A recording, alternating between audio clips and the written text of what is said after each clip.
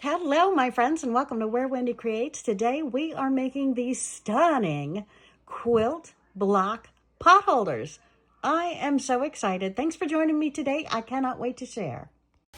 Hello, and welcome back to Where Wendy Creates. Today we are making potholders, and we have selected some leftover beautiful scraps from a project we just did, matching it up with some red fabric with some white stars, and I am breaking out the Insulbright, and we are going to make some potholders.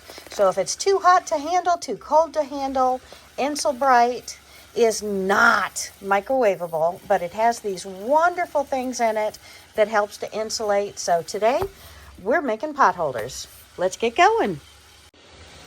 And to make the most progress with our scraps, we're taking our smallest scrap, and it is 3.5 inches across. So we are going to measure down 3.5 inches, and we're going to trim it. So we have a block of 3.5 by 3.5. And we're bringing our 3.5 inch by 3.5 inch squares and our 2-inch strips over to the sewing machine to make our potholders. And in essence, what we're doing to make our potholder starts by making a quilt block. So we are going to take our 2.5 inch strip, and we are going to put right sides together, and we are going to sew. So let's start with this end. And it's just a width of fabric by 2-inch strip of fabric. And we're lining up our 1/4 inch. We're not sewing on the selvage.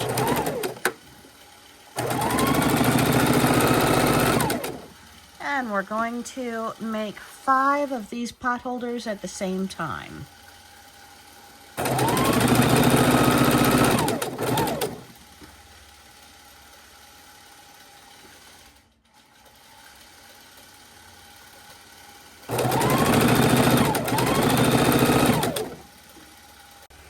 And I found another similar color in the scrap. So let's go ahead and make some of these with this and go ahead and turn it into a half log cabin, since we have the pieces that could be a beautiful log cabin. And hey, my friends, it's stars. All right, so we're going to trim this off at 4 inches, and then we're going to trim it in half at the 2 inches, bring it back to the sewing table. And we're going to go ahead and press our pieces. I have steam in here, so just gotta wait a second for it to heat up, and that way we are going to have perfect pieces. If all of our seams go in the right direction,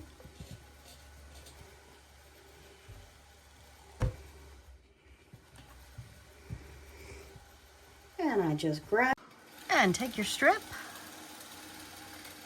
and take your block with your strip on it. Seams are facing down.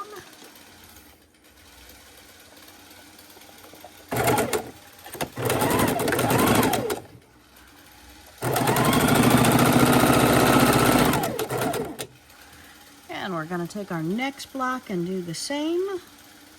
Same order, same direction.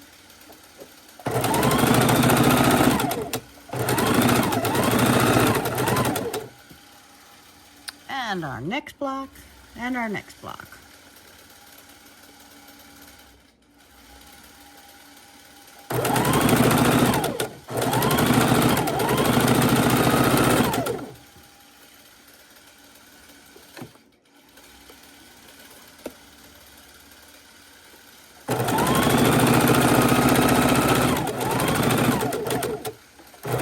And back to the cutting board and back to the iron.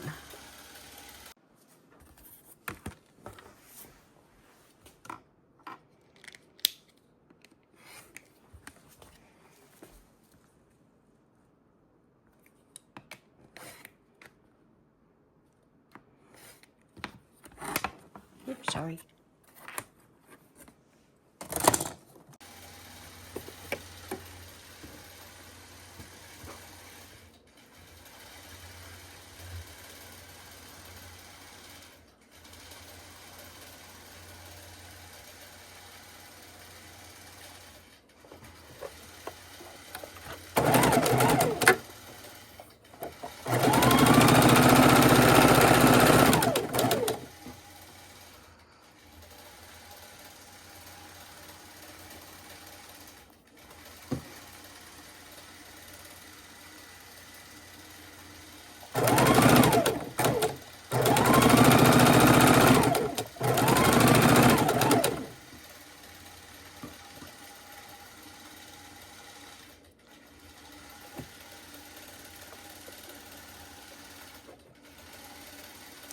and hard to do with one hand.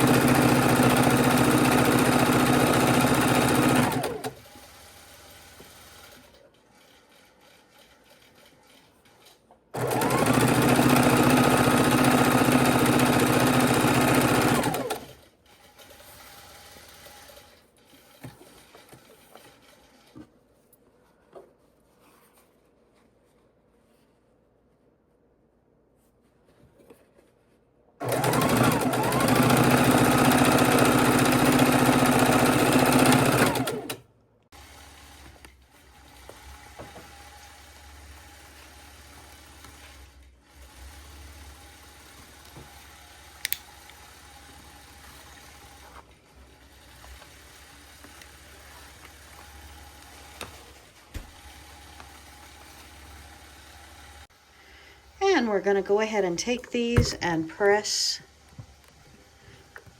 these just like we have each and every other step.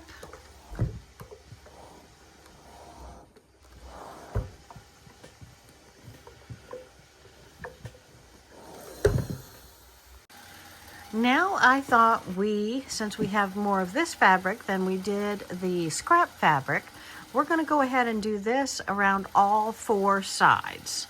So let's go ahead and start on our first side.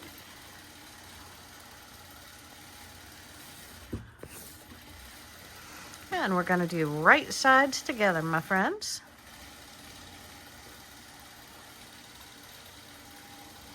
And we're going to have it start below the selvage.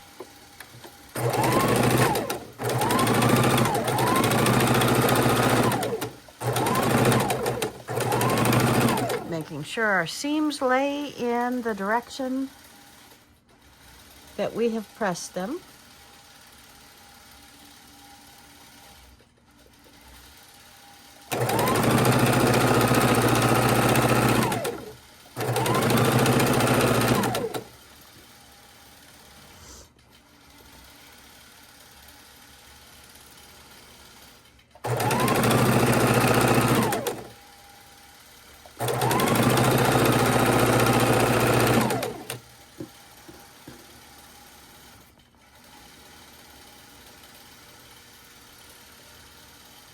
And the stitching that you're hearing, my friends, is the long arm. We have a quilt going at the same time that I'm doing this. So those extra stitches you're hearing in the background is a Gamma Optimum Statler stitcher.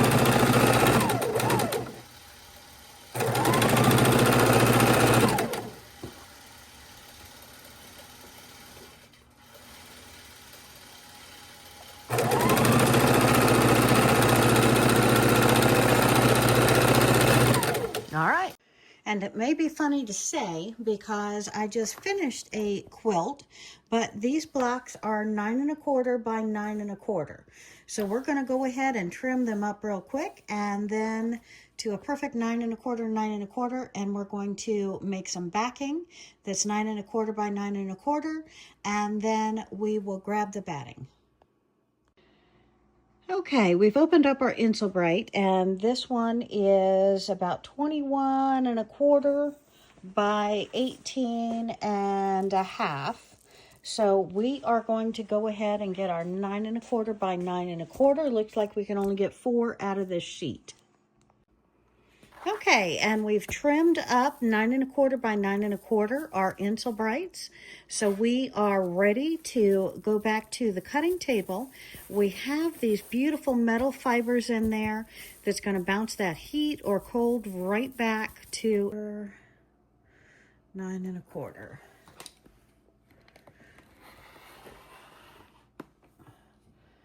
And why, oh why am I doing this? Well, I am sure, just like you never, ever, ever, ever, ever want to burn your fingers.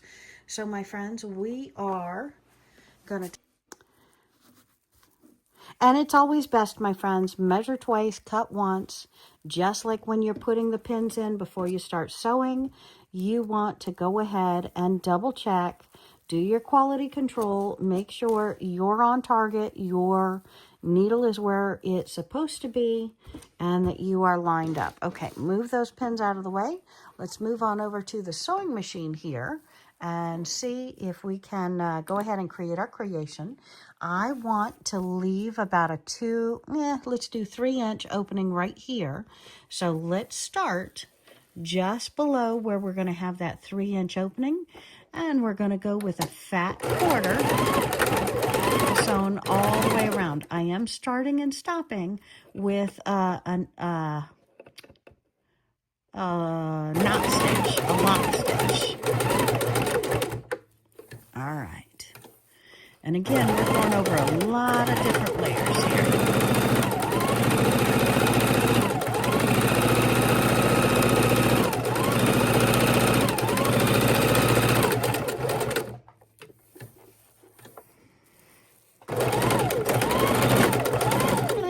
I am going to be gifting a set of 3.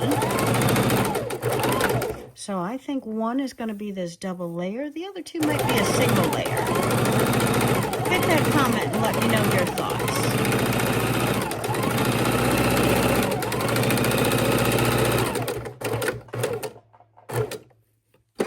Needle down, foot up, pivot, and this whole side.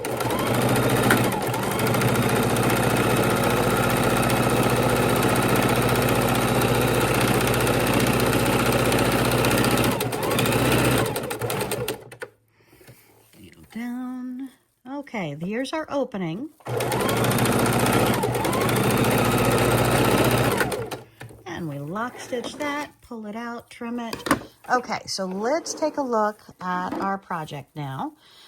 We can pull the pins now or pull them after you cut the corners, whenever you prefer. But we're going to do our quality control. We're going to look around this side, make sure that we have all of our sides lined up, and then we want to look at the sides and the bottom. We want to make sure that all 4 layers are captured in our stitches. That's going to be very, very important. Okay, so let's trim a couple of threads. And now we're going to trim off our corners, making sure that we are not cutting into our threads as we trim our corners.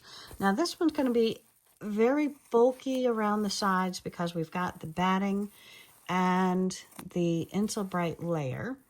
All right, that looks real good to me. Maybe we'll trim some of that batting. It looks a little big. Okay, and find our opening. I'm going to keep these scrappy pieces because I like stuffing primitive things with it, things that are darker in color and don't show up. Now, to turn it right side out, it's thick, it's bulky, it's going to be a beast. So take your finger all the way over to one of the corners, hold on to it, and push it through. Now, we can use our scissors or our stiletto to help us pop out our corners. But we're just going to turn the whole pot holder right side out, and then we're going to stick the blunt end. It's the point, but together they're kind of a blunt end. Don't make sure you're not using a point, because we don't want to break through the fabric, to help us pop the corners out and make it look really nice.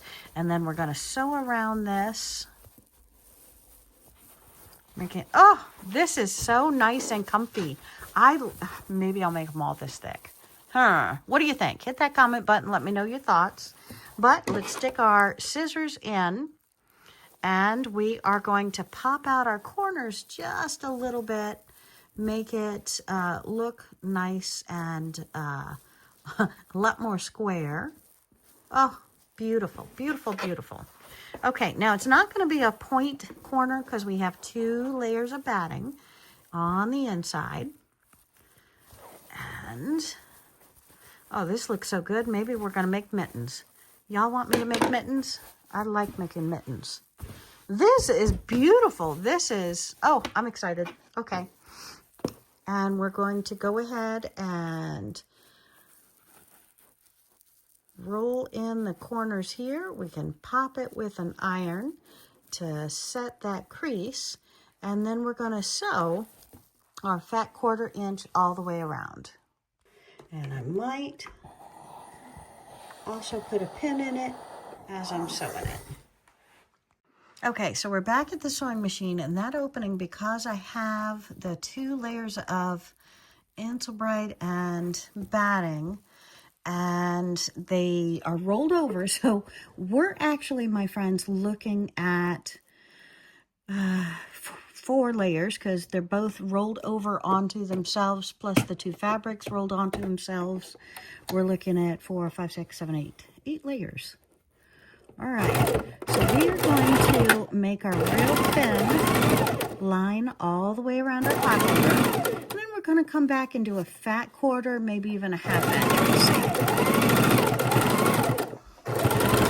So what we're doing with this first round is not only closing up our opening, but we're also locking in that batting on the inside and giving it an extra lock to keep it in place, because this is a kitchen item, my friends. And kitchen items, what happens? They get washed at least weekly, right? So we want this to go through, 52 washes a year, right?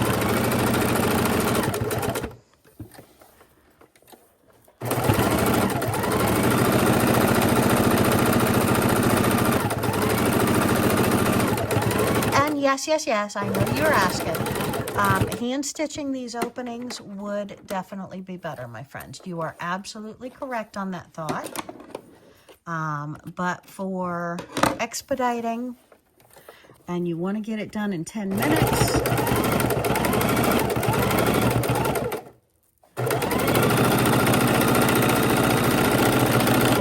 all right, now we're going to pick up our needle.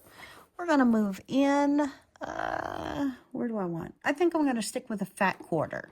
So we're moving it in just the width of the foot, with a little bit showing over here. So it's really a fat 1/4. And now I'm going to go all the way around as well. Needle down, keeping that distance from the side.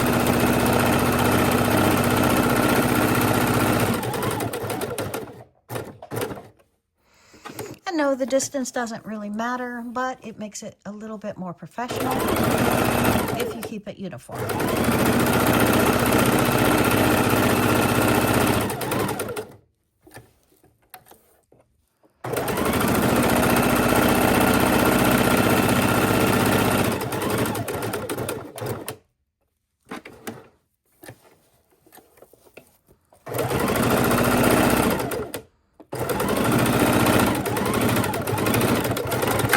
And we have completed that. Now, looking at this pattern, you can do a stitch in the ditch, you can do X's across, or you can just go inside of the center piece. But you do want to do something in the center of the pot holder. So let's go ahead and lift up the foot, And then, well, let's trim those threads. And then we're going to take it in and let's go semi-stitch in the ditch around the very center block. What do you think? And why do I have the thread on top? There we go.